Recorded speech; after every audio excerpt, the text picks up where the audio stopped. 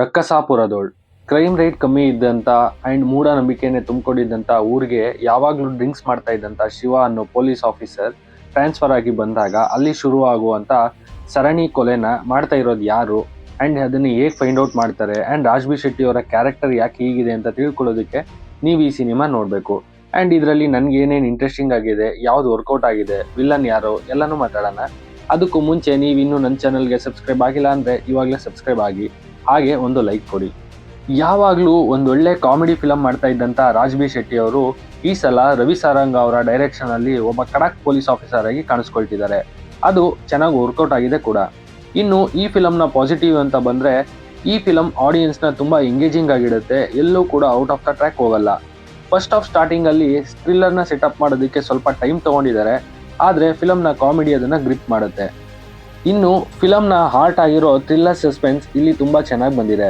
ಒಂದು proper thriller ಫಿಲಮ್ಗೆ ಏನೇನು feel ಕೊಡಬೇಕು ಅಥವಾ ಏನೇನು ಎಲಿಮೆಂಟ್ಸ್ ಕೊಡಬೇಕು ಅದನ್ನ ಇಲ್ಲಿ ಕ್ಲೀನಾಗಿ ಕೊಟ್ಟು ಎಂಟೈರ್ ಫಿಲಮ್ನ ಕ್ಯಾರಿ ಮಾಡಿದ್ದಾರೆ. ಹಾಗೆ ವಿಲ್ಲನ್ ಕ್ಯಾರೆಕ್ಟರ್ ಕೂಡ ಇಲ್ಲಿ ಇಂಪ್ಯಾಕ್ಟ್ಫುಲ್ ಆಗಿ ತೋರಿಸಿದ್ದು, ವಿಲ್ಲನ್ ಯಾರು ಅನ್ನೋದು ಬೇಗ ರಿವೀಲ್ ಮಾಡಿದ್ರು ಕೂಡ ಹೇಗೆ ಅನ್ನೋ ಕ್ಯೂರಿಯಸ್ ಇನ್ನೂ ಎಂಗೇಜ್ ಆಗಿ ಇಡುತ್ತೆ. ಮತ್ತೆ ಫಿಲಮ್ ಅಲ್ಲಿ ಇರುವಂತ ಕಾಮಿಡಿ ಕೂಡ ತುಂಬಾ ಡೀಸೆಂಟ್ ಆಗಿ ಫ್ಯಾಮಿಲಿ ಆಡಿಯನ್ಸ್ಗೆ ಇಷ್ಟ ಆಗುತ್ತೆ. ಅಂಡ್ ಸಿದ್ದಯ್ಯ ಬನ್ನಿ ಸಾಂಗ್ ಇದರಲ್ಲಿ ಚೆನ್ನಾಗಿ ಬಂದಿದೆ. ಇನ್ನು ಪರ್ಫಾರ್ಮೆನ್ಸ್ ವಿಷಯಕ್ಕೆ ಬಂದ್ರೆ, ರಾಜ್ ಬಿ ಶೆಟ್ಟಿ ಅವರು ಮತ್ತೊಮ್ಮೆ ತಾವು ವರ್ಸಟೈಲ್ ಆಕ್ಟರ್ ಅಂತ ಪ್ರೂವ್ ಮಾಡಿದ್ದಾರೆ. ಇವ್ರಿಗೆ ಹೀರೋ, ವಿಲ್ಲನ್, ಕಾಮಿಡಿ ಯಾವ ಕ್ಯಾರೆಕ್ಟರ್ ಕೊಟ್ಟರು ಕೂಡ ಅದ್ರ ತಕ್ಕ ಹಾಗೆ ಇವರು ನಮಗೆ ಕಾಣಿಸ್ತಾರೆ. ಇನ್ನು ನೆಗೆಟಿವ್ ಕ್ಯಾರೆಕ್ಟರ್ ಮಾಡಿರುವಂತ ಅವರ ಆಕ್ಟಿಂಗ್ ಕೂಡ ಚೆನ್ನಾಗಿ ಬಂದಿದೆ. ಮುಂದೆ ಇವರಿಂದ ಕೂಡ ಇನ್ನ ಎಕ್ಸ್ಪೆಕ್ಟ್ ಮಾಡಬಹುದು. ಹಾಗೆ ಅರ್ಜುನ್ ಜನ್ಯ ಅವರ ಡೀಸೆಂಟ್ ಮ್ಯೂಸಿಕ್ ಇಲ್ಲಿ ವರ್ಕೌಟ್ ಆಗಿದೆ. BGM ಕೂಡ ಫಿಲಮ್ನ ಅಲ್ಲಲ್ಲಿ ಕ್ಯಾರಿ ಮಾಡುತ್ತೆ. ರವಿ ಸಾರಂಗ ಅವ್ರಿಗೆ ಇದೇ ಫಸ್ಟ್ ಫಿಲಮ್ ಆಗಿದ್ರು ಕೂಡ ಒಂದೊಳ್ಳೆ ರೀತಿ ಥ್ರಿಲ್ಲರ್ ಫಿಲಮ್ನ ಎಕ್ಸಿಕ್ಯೂಟ್ ಮಾಡಿದ್ದಾರೆ. ಹಾಗೆ ಸ್ವಾತಿಷ್ಠ ಅವರು ಕೂಡ ಅವ್ರಿಗೆ ಕೊಟ್ಟಿರೋ ರೋಲ್ನ ತುಂಬಾ ಅಚ್ಚುಕಟ್ಟಾಗಿ ಕ್ಲೀನಾಗಿ ಮಾಡಿದ್ದಾರೆ. ಇನ್ನು ಅರ್ಚನಾ ಅವರ ಪರ್ಫಾರ್ಮೆನ್ಸ್ ನ್ಯಾಚುರಲ್ ಆಗಿ ಬಂದಿದ್ರೆ, ಗೌರವ್ ಶೆಟ್ಟಿ ಅವರ ಕಾಮಿಡಿ ಕೂಡ ಇಷ್ಟ ಆಗುತ್ತೆ. ಇನ್ನು ಫಿಲಮ್ನ ನೆಗೆಟಿವ್ ಅಂತ ಬಂದ್ರೆ, ಫಸ್ಟ್ ಹಾಫ್ನ ಇವರು ಇನ್ನೂ ಸ್ವಲ್ಪ ಎಂಗೇಜಿಂಗ್ ಆಗಿಡ್ಬೋದಿತ್ತು ಅಂತ ಅನ್ನಿಸ್ತು. ಮತ್ತೆ ಇವರ ಎಸ್ಟಾಬ್ಲಿಷ್ ಮಾಡಿರುವಂತ ಕೆಲವೊಂದು ಕ್ಯಾರೆಕ್ಟರ್ ಅಂಡ್ ವಿಷಯಗಳನ್ನ ಪ್ರಾಪರ್ ಆಗಿ ಕಂಪ್ಲೀಟ್ ಮಾಡಲಿಲ್ಲ ಅಂತಾನು ಫೀಲ್ ಕೊಡ್ತು.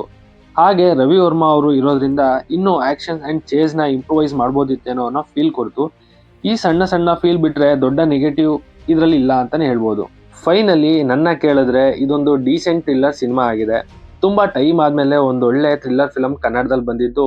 ಸೊ ಫ್ಯಾಮಿಲಿ ಜೊತೆ ಥಿಯೇಟರ್ಗೆ ಹೋಗಿ ಥ್ರಿಲ್ಲರ್ನ ಎಕ್ಸ್ಪೀರಿಯನ್ಸ್ ಮಾಡ್ಕೊಂಡು ಬನ್ನಿ ಅಂತ ಹೇಳ್ತೀನಿ. ಇನ್ನು ನೀವೇನಾದರೂ ಈ ಫಿಲಮ್ನ ಆಲ್ರೆಡಿ ನೋಡಿದ್ರೆ ನಿಮಗೆ ಈ ಫಿಲಮ್ ಹೇಗನ್ನಿಸ್ತು ಕಮೆಂಟ್ ಮಾಡಿ ಅಂತ ಹೇಳ್ತಾ ನನ್ನ ಈ ವಿಡಿಯೋನ ಕ್ಲೋಸ್ ಮಾಡ್ತಾ ಇದ್ದೀನಿ. ಇನ್ನು ಈ ವಿಡಿಯೋ ನಿಮ್ಗೆ ಇಷ್ಟ ಆಗಿದ್ರೆ ಲೈಕ್ ಮಾಡಿ, ಶೇರ್ ಮಾಡಿ, ಹಾಗೆ ಮೋರ್ ಅಪ್ಡೇಟ್ಸ್ಗಾಗಿ ನನ್ನ ಚಾನಲ್ನ ಸಬ್ಸ್ಕ್ರೈಬ್ ಆಗಿ ಸಪೋರ್ಟ್ ಮಾಡಿ. Thanks for watching this.